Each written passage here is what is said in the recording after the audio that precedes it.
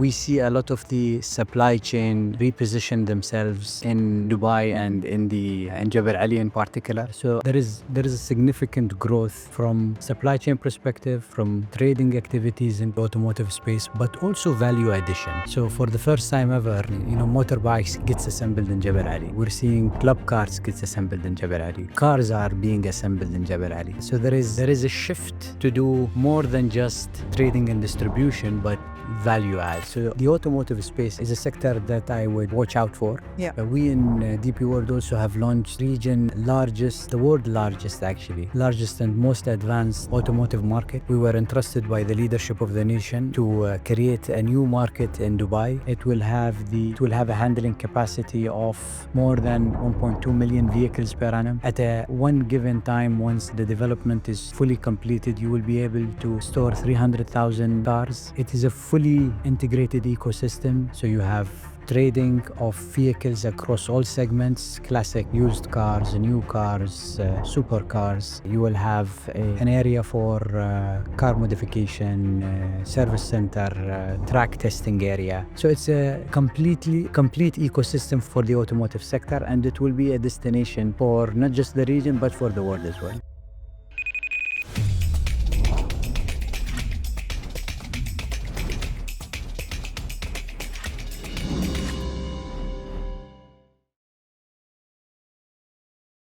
Hello and welcome to Season 2 of the Live, Work and Play in Dubai podcast for Economic Times.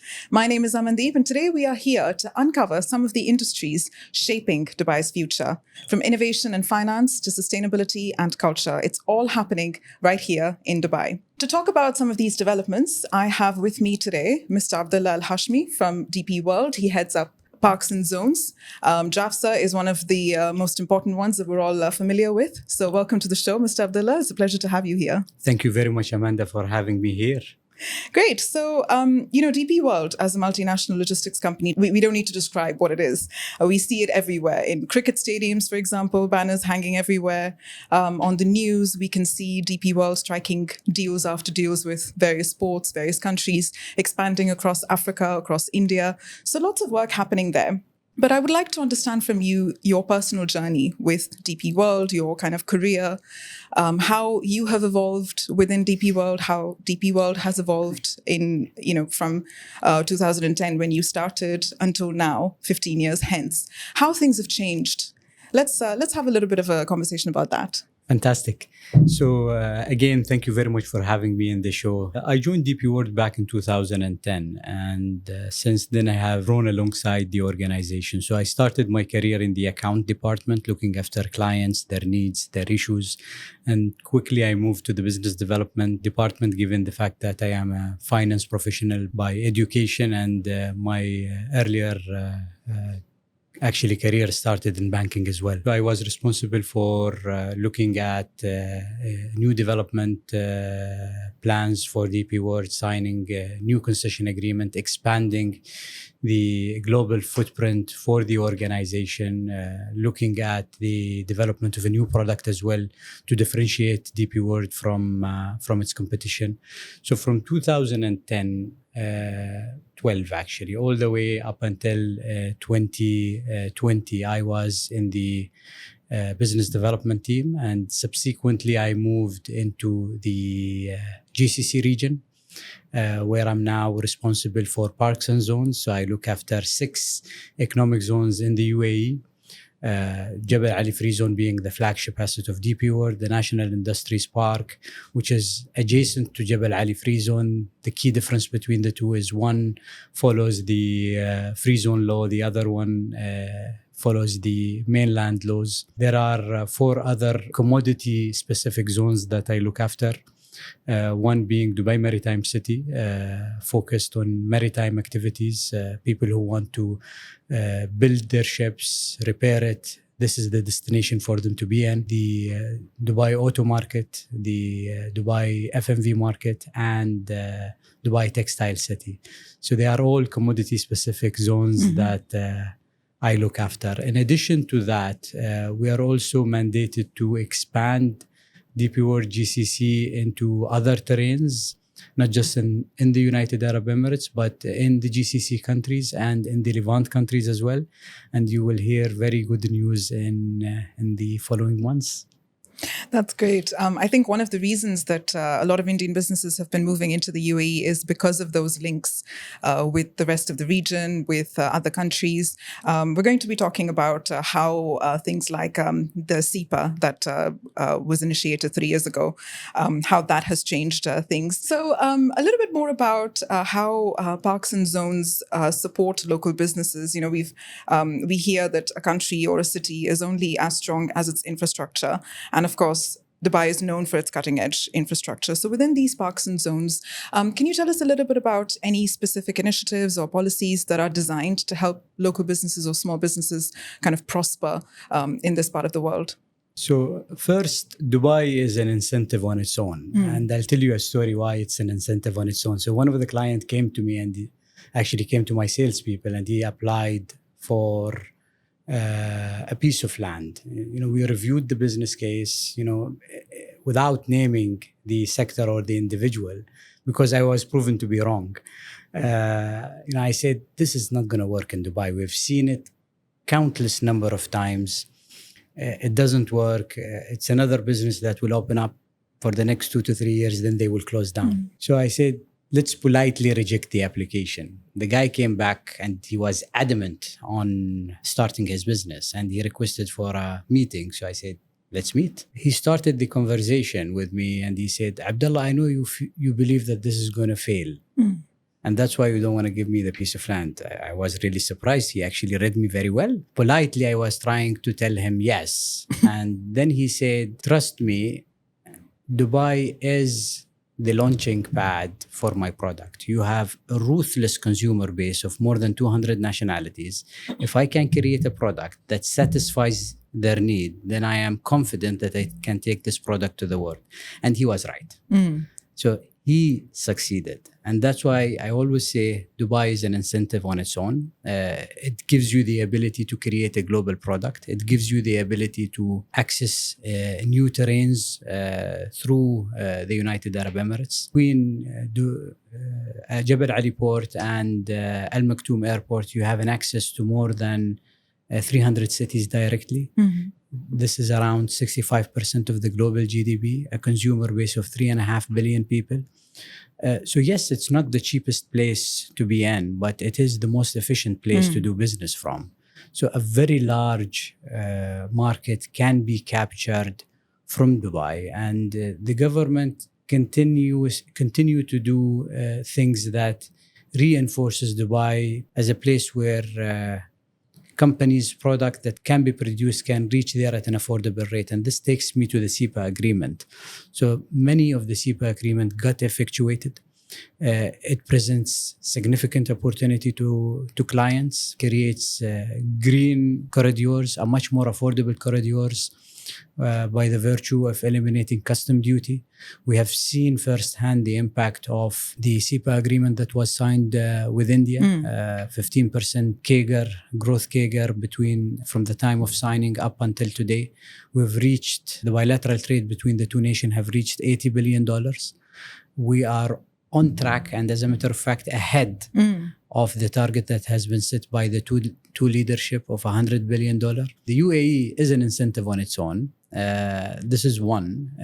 The second is there are many other initiatives that has been done by the United Arab Emirates, the government of Dubai, so the 300 billion operation that drives investor to do more on manufacturing. You have the D33 agenda that was approved by His Highness Sheikh Mohammed. An incentive package was approved for manufacturing of around 25 billion. That is really set to double manufacturing value add over the next 10 years and bilateral trade as well over the next 10 years. So there is a lot that can be done. A lot that has been done. In Jebel Ali Free Zone, we continue to create new infrastructure for our clients. We are creating more responsible, more ESG compliant facilities, because to address the needs of our client, we are soon going to launch one of the greenest buildings in JAFZA. I can't reveal much about it. It will be announced very soon. We continue to build facilities that are in line with the market demand. And there is a lot that both, the government, the private sector, and DP World is doing.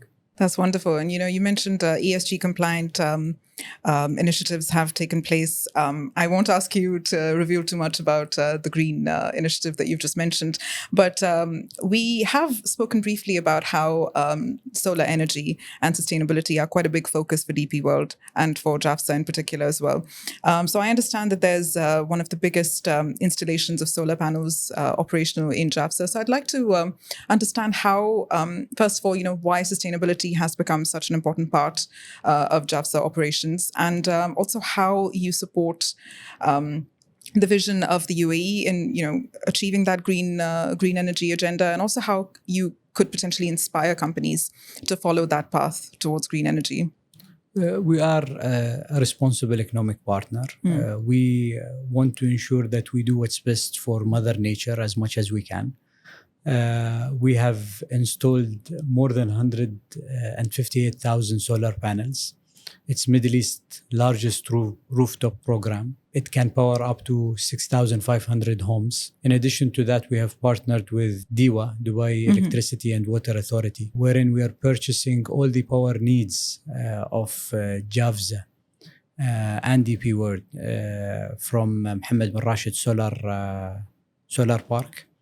The program is called IREC. So this is on the electricity front. We're doing a lot in terms of saving on utilities as well.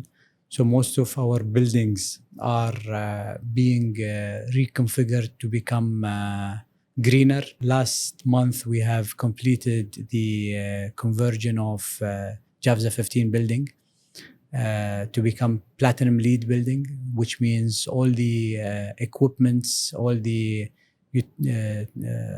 water dispensers, chillers, materials that are in the building are sustainable and green.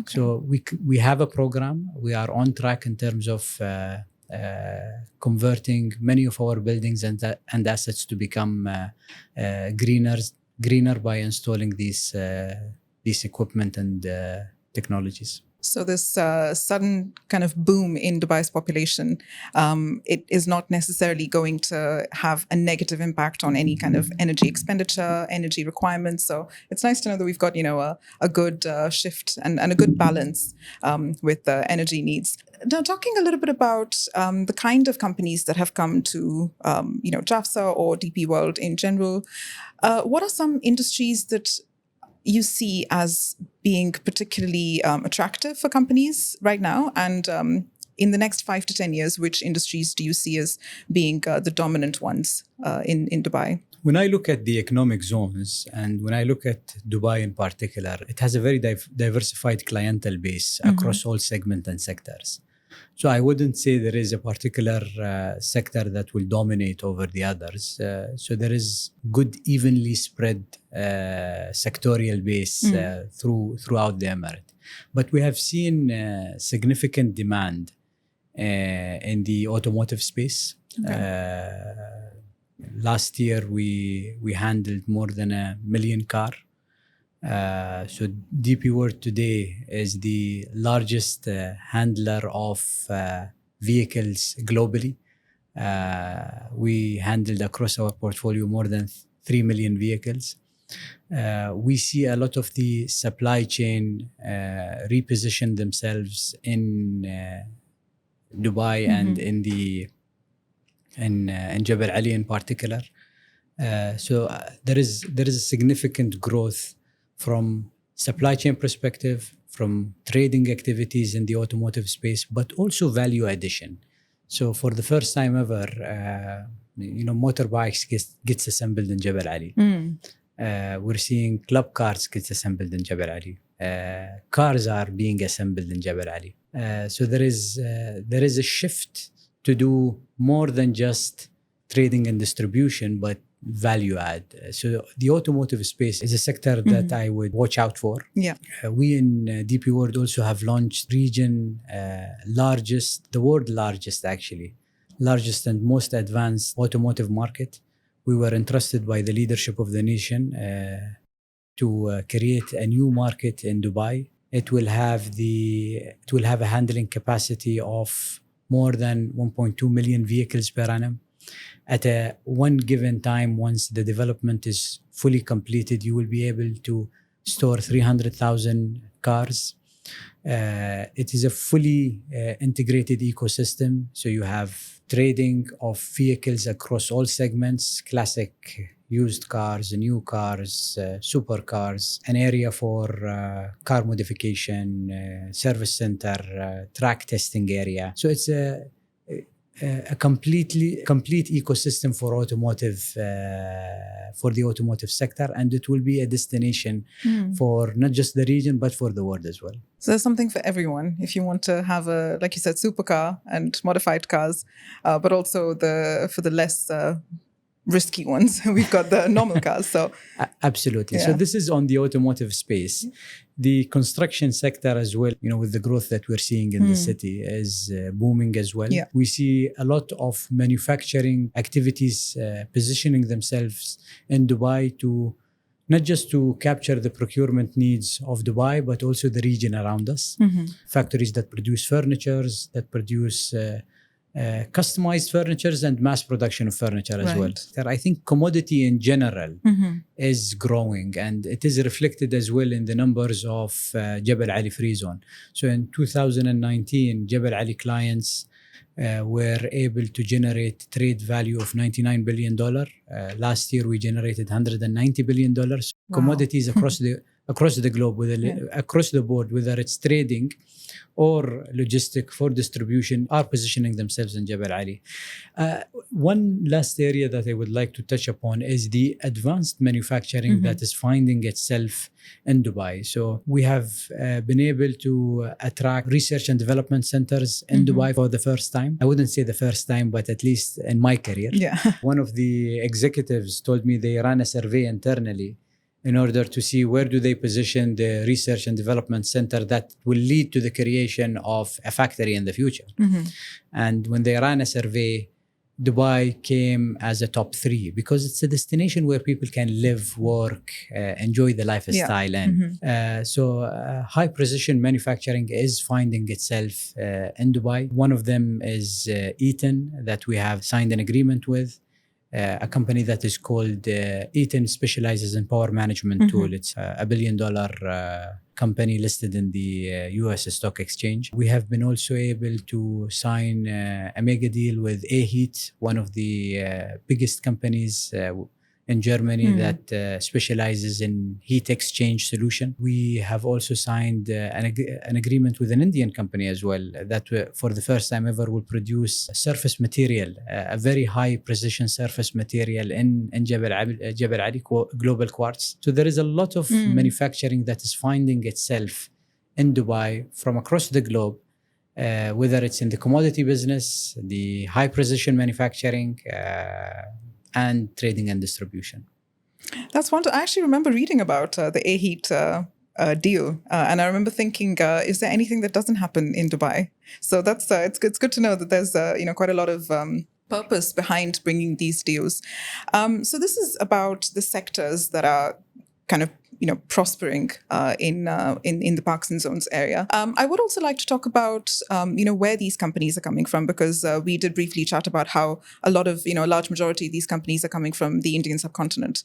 So given that quite a lot of our listeners are based in India as well, I'm sure they'd like to know what sort of support is available for Indian businesses coming into the region, and also knowing that we've got initiatives like the Indian Incubation Center, we've got Bharat Mart that has been quite the very trending topic for Indian customers and Indian users. So let's hear about the kind of integration of Indian businesses into this parks and zones area. So India and Southeast Asia continues to be the biggest client for us in Jebel Ali Free Zone. More than 25% of all the companies are from India.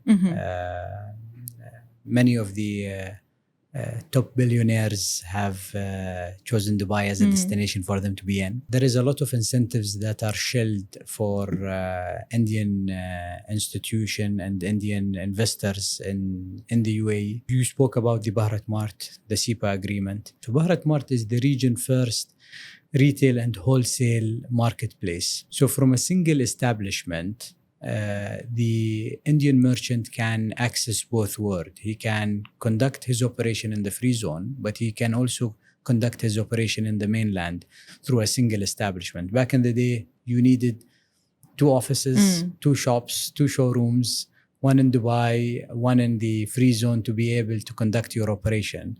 We brought it all in one place. And Baharat Mart is situated at the heart of the Dubai logistical engine. So it's between Jebel Ali Free Zone and Al Maktoum Airport. So from a connectivity perspective and proximity to the critical gateways, it could never been better than this. And it reduces the cost of logistic on the clients as well. So the international buyers who wants to consolidate their shipment, they can come to a single destination, which is Baharat Mart, buy a mix of product, put it in a container and ship it out. Now, what it means for Indian merchants, through the Baharat Mart, we would like to play a part in the India export strategy. We would like to take Indian-made product to new terrains that are not easily accessible today. This includes East Africa, North Africa, and many other parts of the world. And the connectivity exists in Dubai, and I'm sure that Indian institution will be able to leverage that. Yeah. Definitely. That does sound like, one of the key reasons for any business to be moving into this part of the world. We, mentioned this before, ongoing free trade agreements, the fact that free zones offer this unique kind of gateway to the rest of the world. So, of course, it's no surprise that Dubai then ends up becoming sort of the business center of the world. Because all of this is happening, of course, so many people are coming to Dubai. When Instagram said, Habibi, come to Dubai, so many people decided, yes, I will be one of those Habibis. So how are companies like DP World keeping this in mind, that population is going to be expanding, businesses are going to be expanding? So are there any policies that you have been designing to ensure that DP World and parks and zones can kind of keep up with this increase? Yes, the increase is significant, no doubt about it. And it is reflected in the numbers that we have seen over the past few years. So in DP World, we are now focusing on vertical development more than ever. So we are planning to create multi-story warehouses, multi-story industrial park, common user facilities, so shared infrastructure that can be used by multiple people. We're creating solutions to enable the growth to come into the UAE. This is one. Second, we are expanding our footprint in the GCC, as I have said earlier. So we would like to take our clients in Dubai to different locations.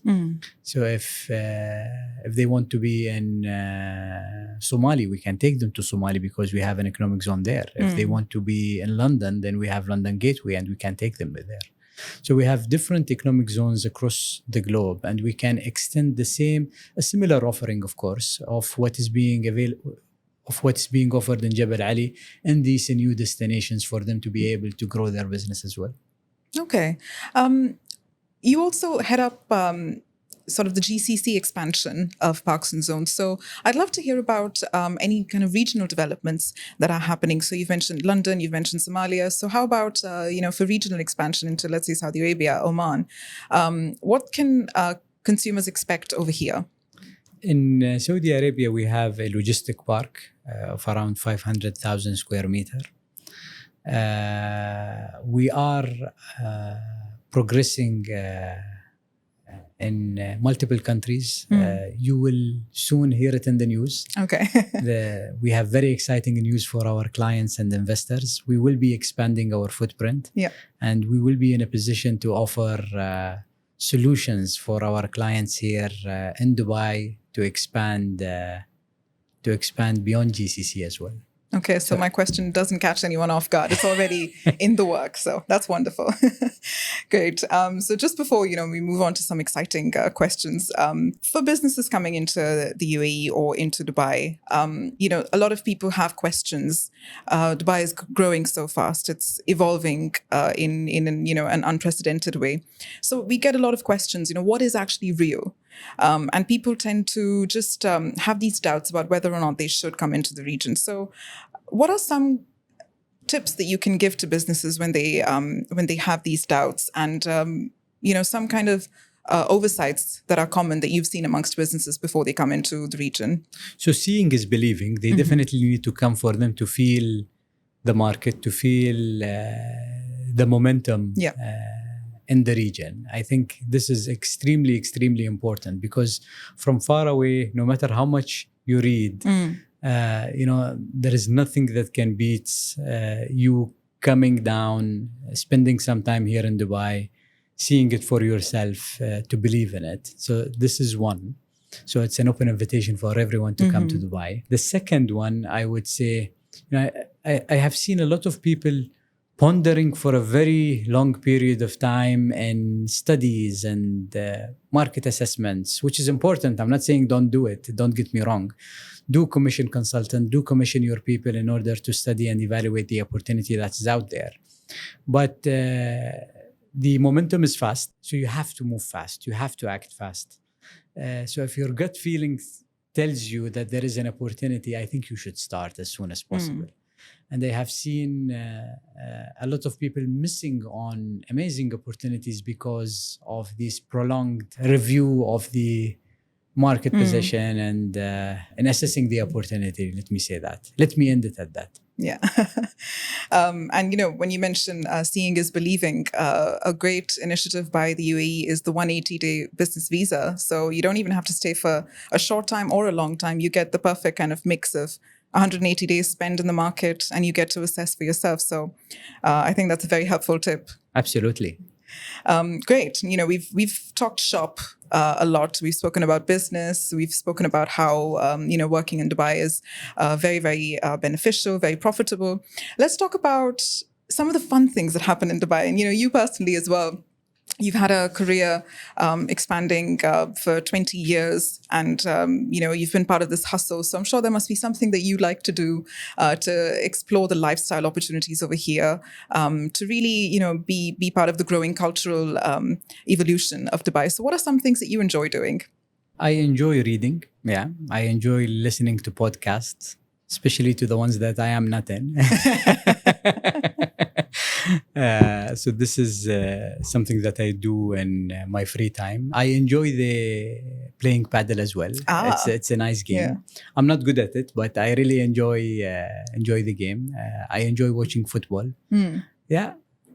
Yeah, well, paddle has really definitely taken over the city. We've had other guests on the show who've spoken about how there's a new paddle club every other week. So lots of opportunities over here for sure. Absolutely. And it's fully packed. I continue to struggle to find a place from time to time. Well, thank you so much for sharing all of your wonderful insights. That is a wrap for this episode of Live, Work and Play in Dubai. Massive, massive thank you to Mr. Abdulla Al Hashmi for being here, for sharing your insights, talking to us about the developments that are happening in Dubai that is definitely going to continue that call for Habibi, come to Dubai. So thank you very much for being here. And if you have enjoyed this conversation, please do give us a follow, share the episode, and stay tuned for more on business and innovation in Dubai. Thank you very much, Amanda. Thank you.